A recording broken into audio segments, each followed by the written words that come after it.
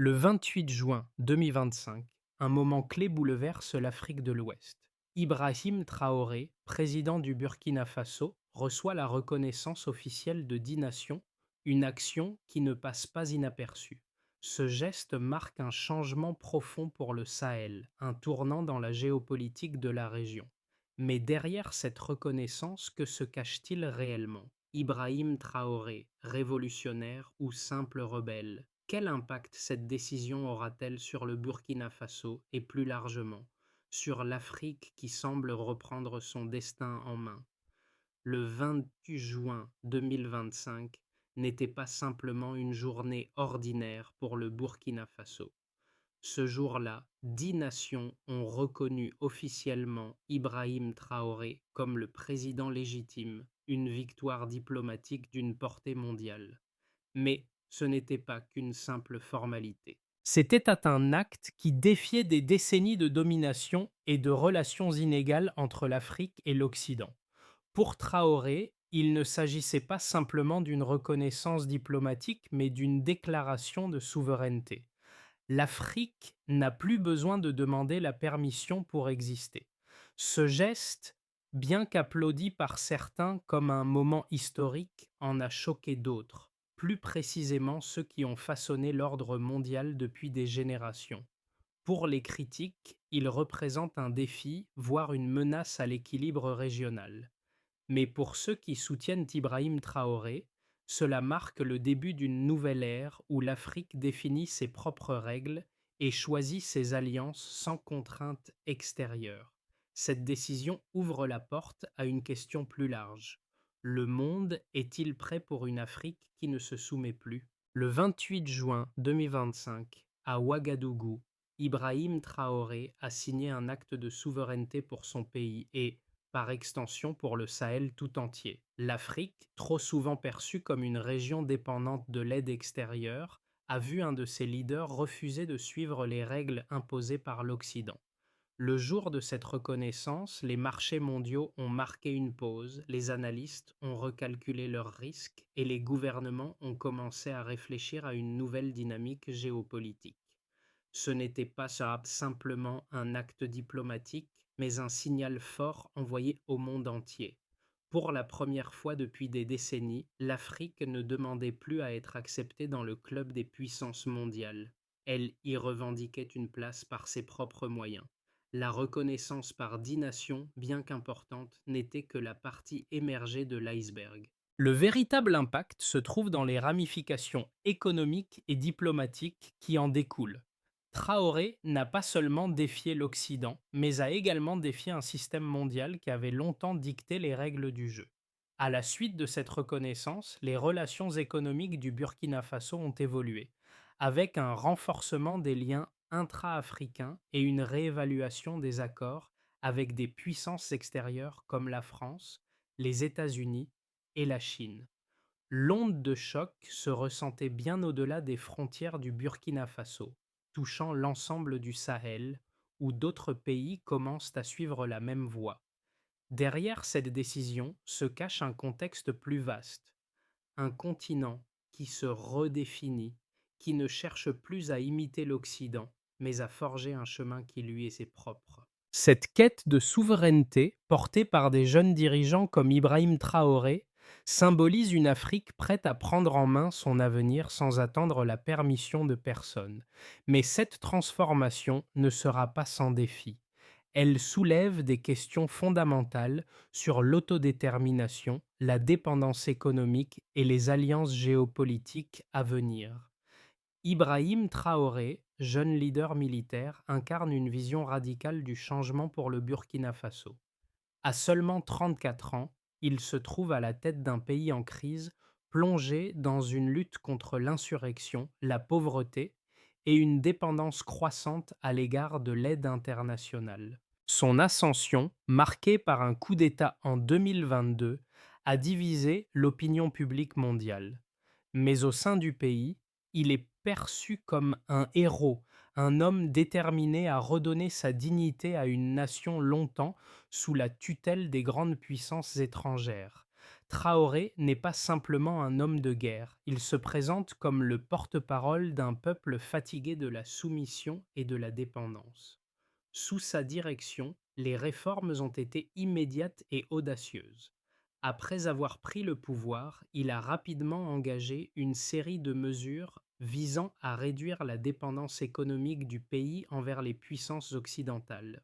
Le renversement des contrats miniers, les nationalisations de ressources naturelles et les initiatives locales de production ont bouleversé les structures économiques établies. Traoré a prouvé qu'il n'était pas seulement un militaire, mais un stratège politique audacieux, en quête d'une autonomie totale pour son pays. Mais son leadership ne se limite pas à la politique intérieure. Sa capacité à rallier d'autres nations africaines à sa cause a été tout aussi déterminante. Son discours à l'Assemblée générale des Nations unies, où il a fermement défendu la souveraineté africaine, a marqué un tournant dans la manière dont l'Afrique se projette sur la scène internationale. Sa rhétorique a inspiré des millions de jeunes Africains, les incitant à rêver d'un avenir où leur continent n'est plus défini par l'aide étrangère, mais par sa propre volonté et ses ressources. Le 20 juin 2025 a marqué un tournant dans l'histoire du Burkina Faso, mais aussi de l'Afrique dans son ensemble. C'est ce jour-là que 10 nations ont officiellement reconnu Ibrahim Traoré comme le président légitime du Burkina Faso, un geste qui n'a pas seulement fait trembler les diplomates, mais a résonné dans les marchés financiers, les ministères des Affaires étrangères et au sein des organisations internationales. Pour beaucoup, cela représentait la fin d'une ère de dépendance et de soumission envers les grandes puissances occidentales. Mais pour d'autres, cela a été perçu comme une rupture, un défi au statu quo de la politique mondiale. Les premiers signes de ce changement sont apparus peu après la prise de pouvoir de Traoré, en bien que le pays ait d'abord connu des périodes de turbulence. La stratégie politique de Traoré était claire: redonner au Burkina Faso sa souveraineté, aussi bien sur le plan économique que diplomatique. Ses premiers actes en tant que président ont été audacieux. Une révision complète des accords miniers, un coup de force contre l'influence occidentale en Afrique et un engagement vers un modèle de coopération interafricain. Traoré a initié un processus qui visait à mettre fin à la dépendance du Burkina Faso aux aides étrangères en privilégiant les investissements locaux, soutenant les initiatives d'infrastructures nationales et en redirigeant les revenus de l'or et d'autres ressources naturelles vers les projets nationaux. Mais l'impact ne s'est pas limité à l'intérieur du pays. Traoré a commencé à rassembler d'autres pays du Sahel, créant un bloc plus solide dans la région. En août 2023, il a initié une alliance stratégique avec le Mali, le Niger et la Guinée, tous des pays confrontés à des défis similaires en termes de sécurité et de développement. Ensemble, ils ont établi une coalition, l'Alliance des États du Sahel, AES, pour promouvoir l'autodétermination, la sécurité régionale et une approche plus indépendante des puissances extérieures. Cette alliance a immédiatement renforcé l'importance de Traoré en tant qu'acteur géopolitique majeur. Le 28 juin 2025, la reconnaissance de son leadership par ces 10 nations a été un acte symbolique d'une solidarité africaine qui s'éloigne de l'influence occidentale. Cependant, cet acte a également déclenché des réactions immédiates de la part des grandes puissances mondiales. Les marchés ont montré une volatilité accrue. Les investisseurs ont cessé leurs achats d'actifs en Afrique de l'Ouest, craignant une instabilité régionale. En parallèle, les diplomates occidentaux ont exprimé leurs préoccupations concernant ce qu'ils percevaient comme un recul de la démocratie et de l'ouverture politique. La France, ancienne puissance coloniale, a suspendu une partie de son aide au développement, tandis que l'Union européenne a réagi en gelant certains fonds pour des projets d'infrastructure.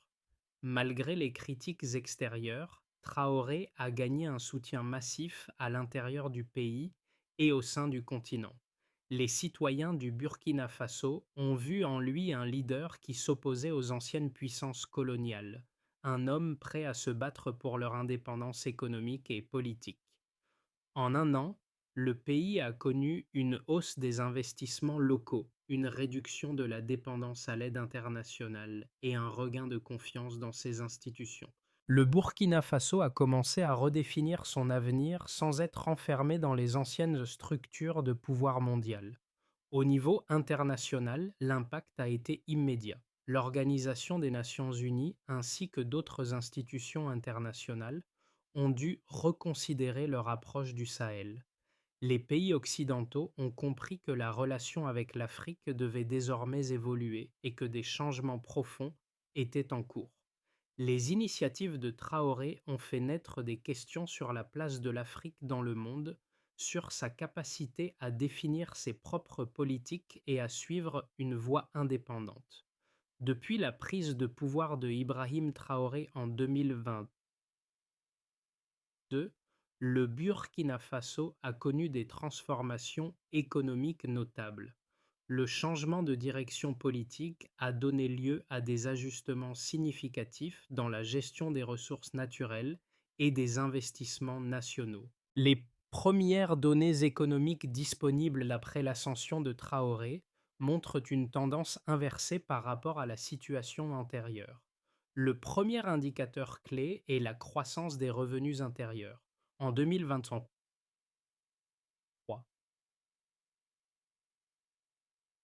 le pays a enregistré une augmentation de 18 milliards de dollars dans ses recettes fiscales nationales, un chiffre qui dépasse les prévisions de 15%.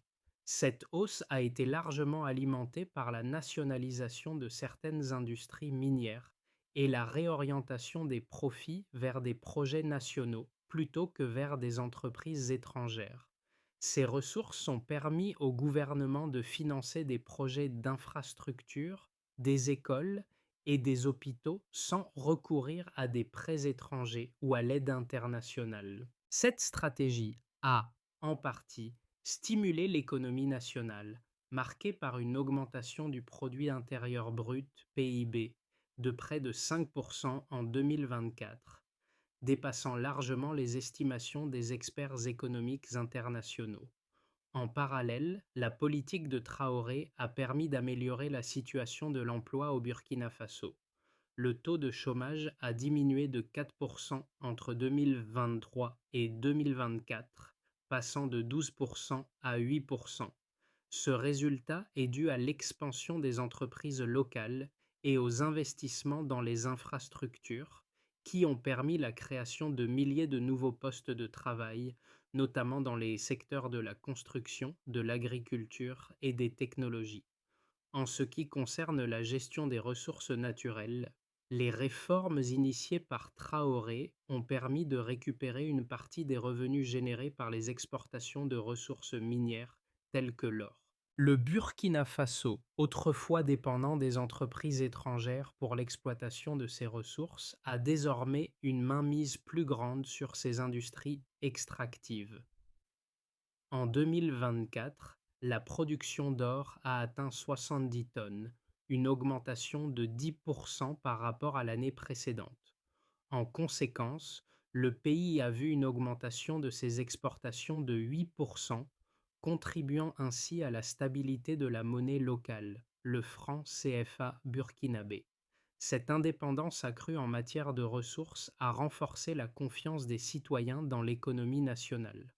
Cependant, les chiffres ne se limitent pas à la sphère économique. Les indicateurs sociaux montrent également des améliorations notables. Selon les dernières enquêtes, 85% des Burkinabés considèrent que la situation économique du pays s'est améliorée depuis l'arrivée au pouvoir de Traoré. Cette satisfaction est particulièrement marquée parmi les jeunes adultes, pour qui l'avenir semblait autrefois incertain. De plus, les investissements dans l'éducation et la santé ont permis de réduire le taux de mortalité infantile de 7%, atteignant ainsi un niveau inférieur à celui de nombreux autres pays de la région. Dans le domaine diplomatique, les résultats quantitatifs sont également frappants.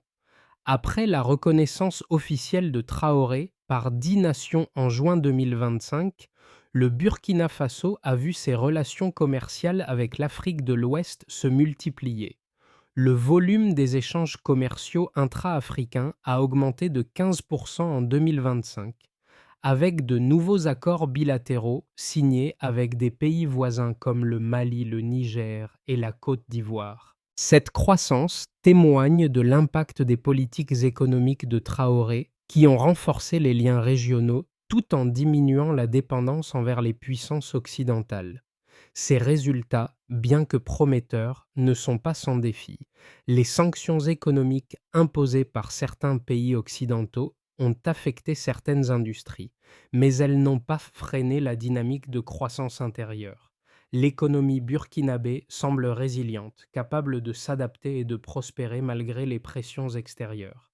Les choix d'Ibrahim Traoré, tant sur le plan économique que diplomatique, ont suscité un large éventail de réactions. D'un côté, ses partisans affirment qu'il incarne la volonté de l'Afrique de s'affranchir des dépendances historiques, et de l'autre, ses détracteurs l'accusent de prendre des risques qui pourraient fragiliser la stabilité régionale. L'argument principal des soutiens de Traoré repose sur l'idée que l'Afrique doit prendre son destin en main, en mettant un terme à la domination des puissances extérieures. Traoré crée un environnement où les nations africaines peuvent enfin se redéfinir. En réorientant les profits des ressources naturelles vers des projets locaux, il favorise une croissance interne durable au lieu de dépendre des investissements étrangers qui ne bénéficient pas toujours à la population locale. L'amélioration des conditions économiques du pays, malgré les sanctions, est souvent citée comme une preuve de la viabilité de cette approche. D'un autre côté, les critiques soulignent que cette stratégie, bien que symboliquement forte, comporte des risques considérables. L'un des principaux arguments avancés par ceux qui s'opposent à Traoré est que sa rupture avec les puissances occidentales pourrait conduire à une instabilité géopolitique accrue dans la région.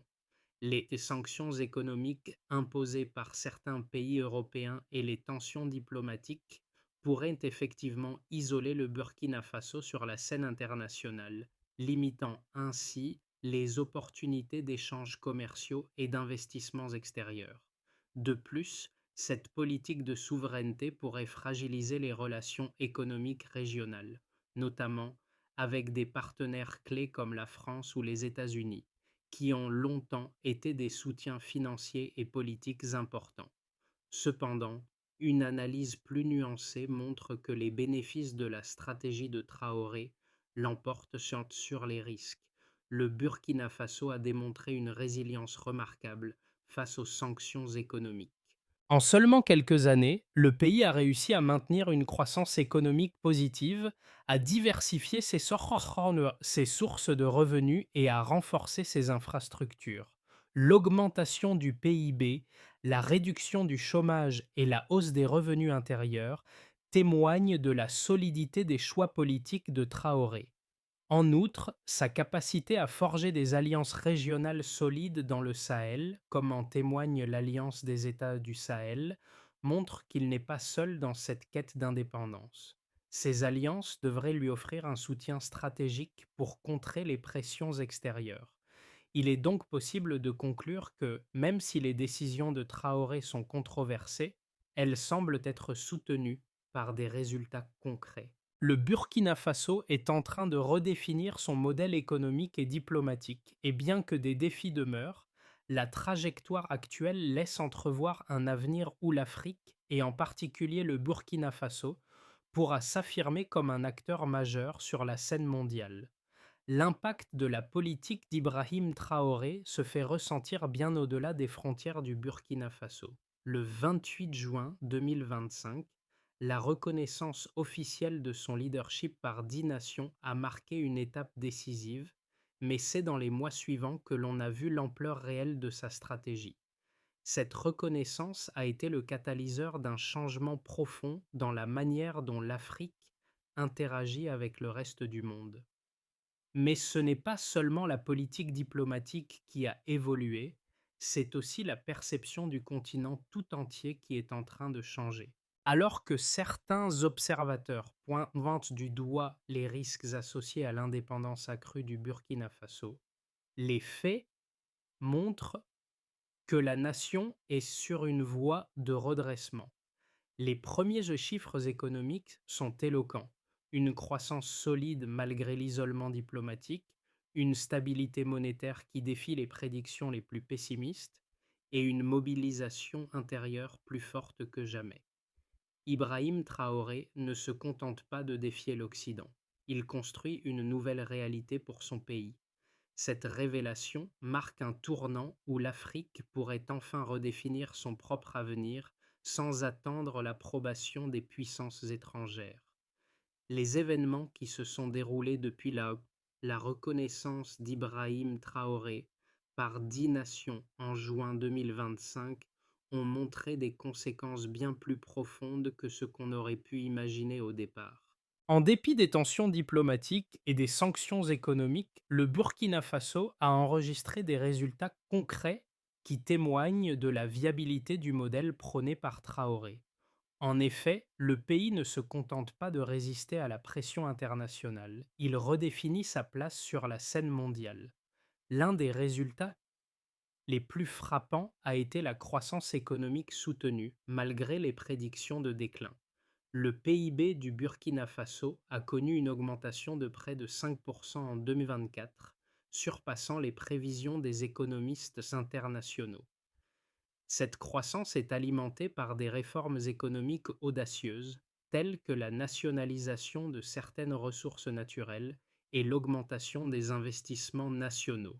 Le pays a également diversifié ses sources de revenus, en particulier grâce à la reprise en main de son secteur minier. La production d'or a augmenté de 10% en 2024 et cette tendance se poursuit, renforçant ainsi la position du Burkina Faso sur le marché mondial de l'or. D'un point de vue diplomatique, la reconnaissance de Traoré par plusieurs nations africaines a également engendré un renforcement des relations régionales. L'Alliance des États du Sahel, initiée par Traoré, a permis de resserrer les liens entre le Burkina Faso, le Mali, le Niger et la Guinée.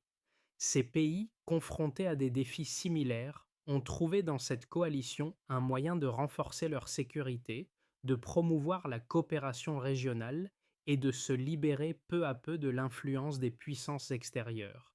L'impact de cette évolution va au-delà des frontières du Sahel.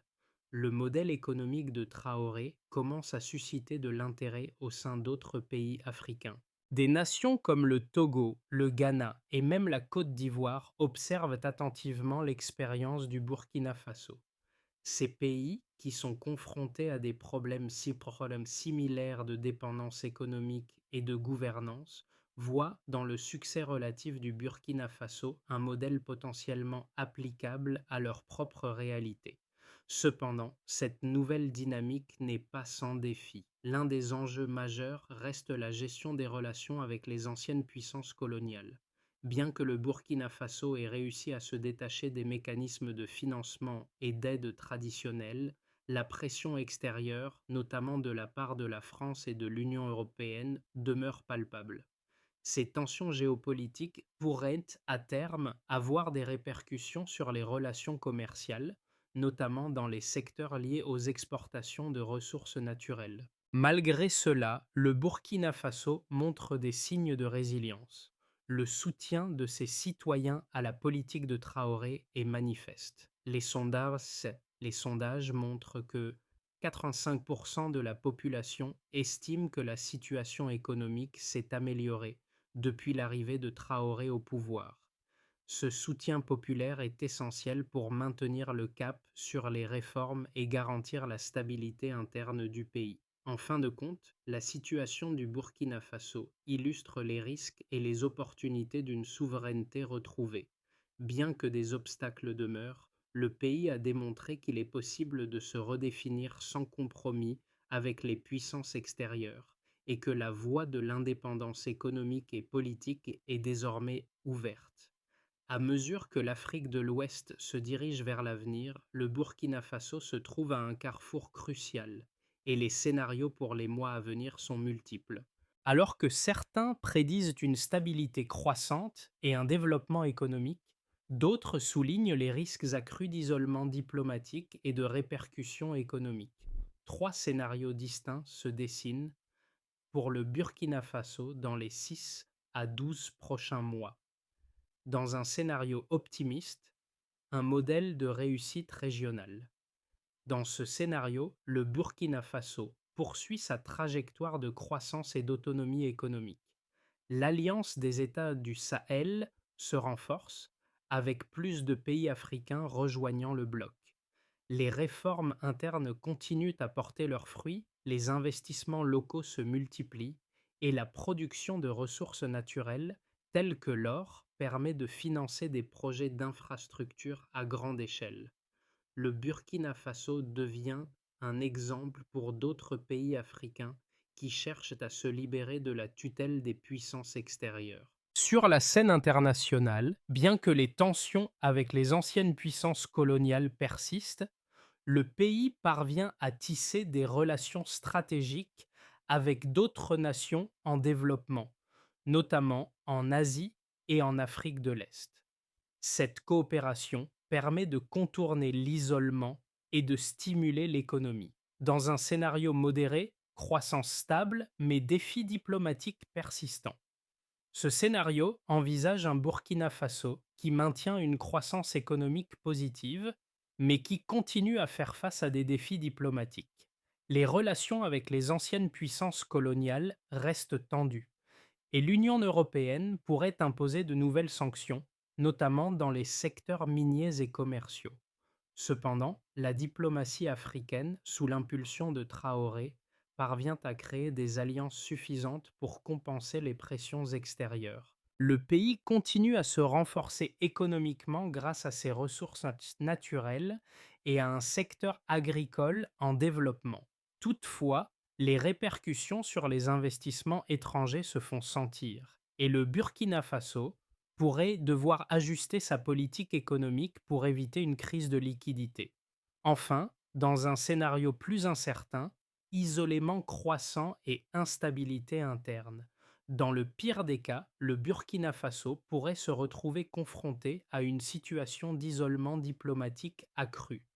Les sanctions économiques des puissances occidentales, combinées à des tensions géopolitiques, risqueraient d'entraîner une baisse significative des investissements étrangers et un manque de soutien financier. Cette situation pourrait entraîner une instabilité interne, avec des protestations populaires face à la pression économique.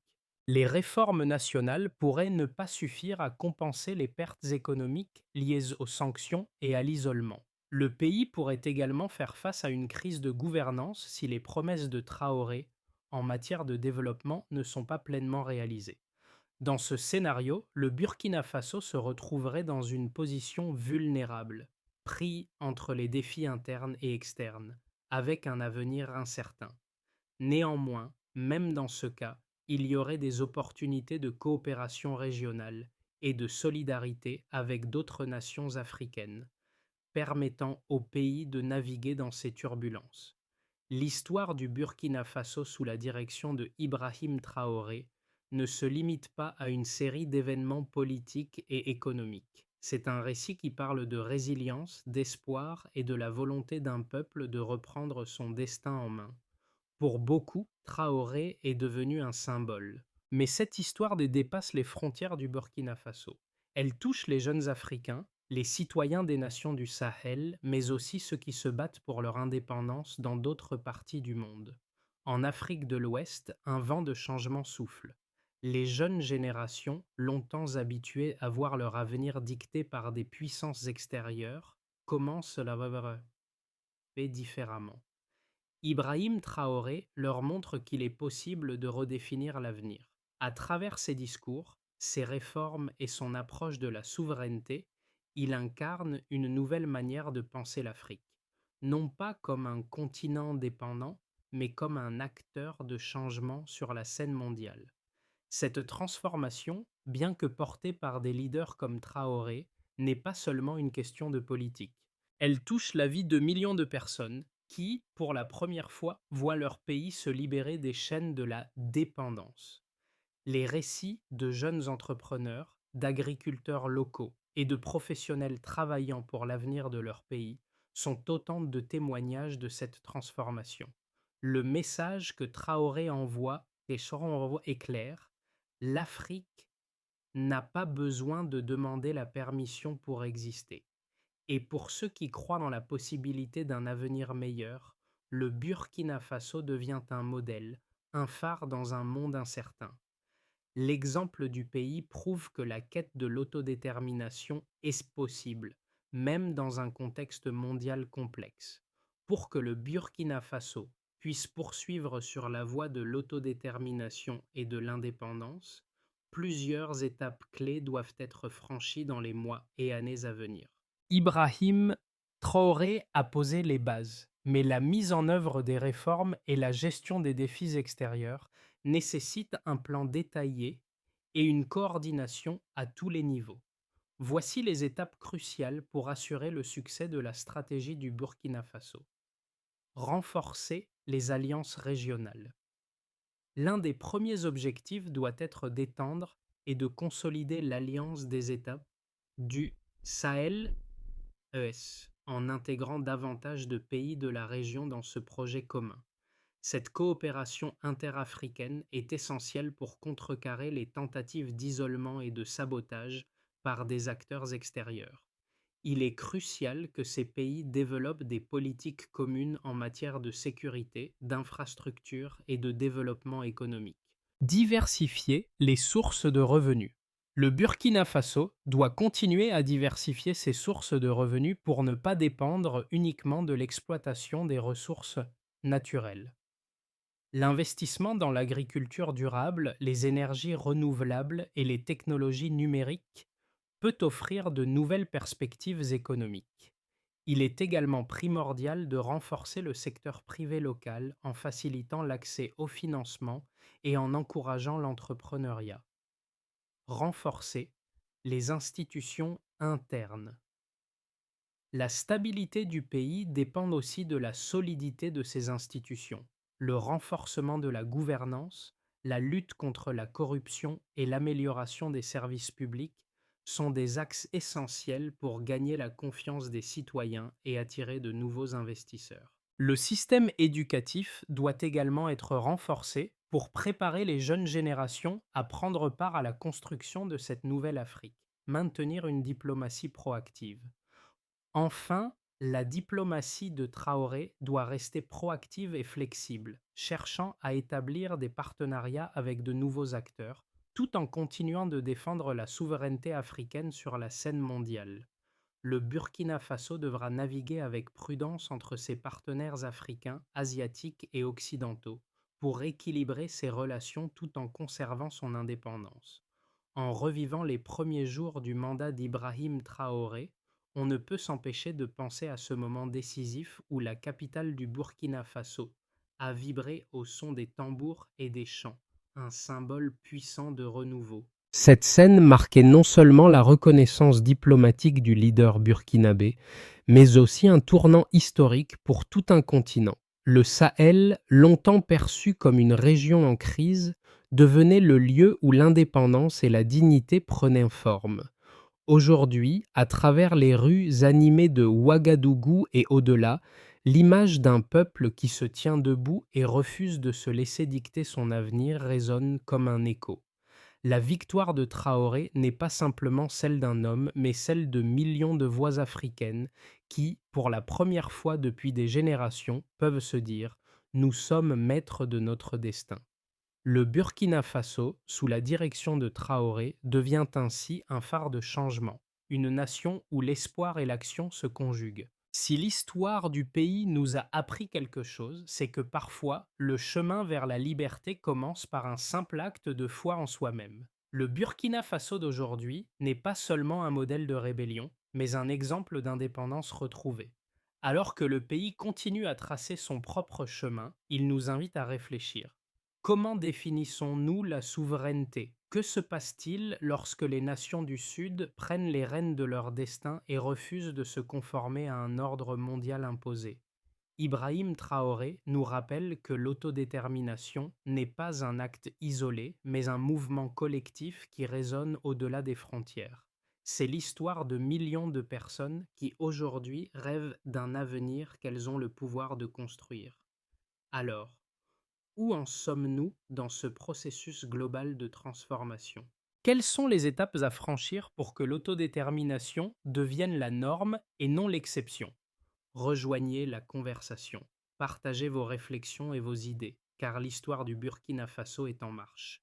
Elle ne se limite pas à une seule nation, mais à un continent tout entier qui se lève. Et peut-être que l'Afrique, tout comme le monde entier, attend un réveil.